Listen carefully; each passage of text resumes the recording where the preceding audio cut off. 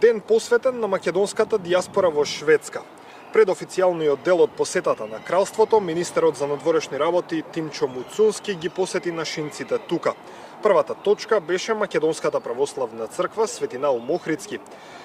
Муцунски, барем според кажувањата на нашинците, е првиот шеф на македонската дипломатија кој официјално ги посетил.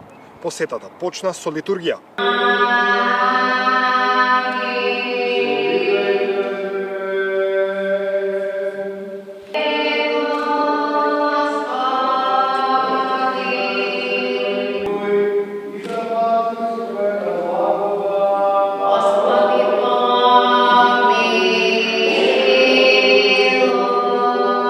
Сочувај полната Твоја црква, освети го наша сакат, убавината на Твојот дом, прослави со Твојата божествена сила и не оставај на нас, што се надаваме на Тебе.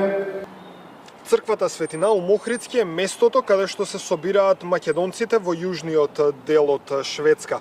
Меѓутоа, оваа црква не е храм само за македонците, туку за сите оние православни христијани кои што живеат во овој дел од кралството. Црквата е многу важна за нас македонците овде, нарочито ние што тука живееме во Малме, е еден втор дом, каде што во слободните денови доаѓаме тука на служби за верски празници.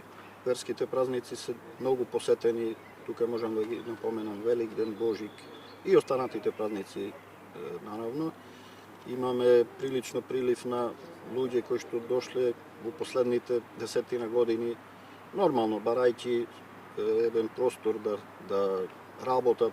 Македонската православна црква на општина Свети Наум Охридски во Малме ги собира сите своји чеда кои што доаѓаат овде и кои што дошле овде на овие простори во оваа парохија. Но не треба да заборавиме дека во оваа света црква се црквуваат и луѓе, верници кои што немаат други православни цркви овде во овој град и во околината. И затоа и денеска може би приметивте за време на литургијата символот на верата и молитвата Оче наш се кажуваше на повеќе јазици. Улогата на црквата е голема. Црквата е таа која што ја чува верата, црквата е таа која што го чува јазикот, црквата е таа која што треба да ја чува и културата, и на тоа поле работиме и соработуваме. Таму каде што застанува орото македонско и песната македонска, црквата притекнува за да се возобнови тоа и да живее и понатаму и на овие простори каде што се нашите луѓе. По литургијата Муцунски се сретна со иселениците. Тие му ги кажаа своите административни проблеми, но дадоа и идеи како шведски модели можат да се имплементираат во Македонија. Муцунски задоволен, вели односот со дијаспората мора да биде двонасочен. Прво што е тоа што ние можеме да го направиме за нашата дијаспора која што живее надвор од границите, за сите македонци, албанци, турци, независно од националност и независно од религија, но и што очекуваме од нив како дијаспора за возврат кон државата, и сметам дека имавме денес одлична дискусија. Чест беше да се посети овој православен храм кој што ги собира сите македонци не само во Малме, туку и во една поширок географски опфат на овој регион каде што се наоѓаме сега во Шведска. Слушнавме многу работи, многу идеи, слушнавме и многу иницијативи од нивна страна.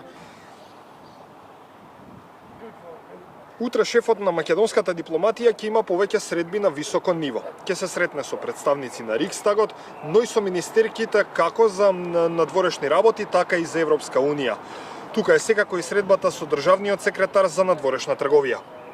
Средбата е насочена пред се кон афирмација на нашите клучни надворешно-политички позиции, а тие кои што се поврзани со европските интеграции, бидејќи Шведска е долги години принципиелен поддржувач на политиката на проширување, но да видиме и за оние иницијативи кои што се дополнително значени во делот на билатералните односи, во делот на заселување на трговската размена.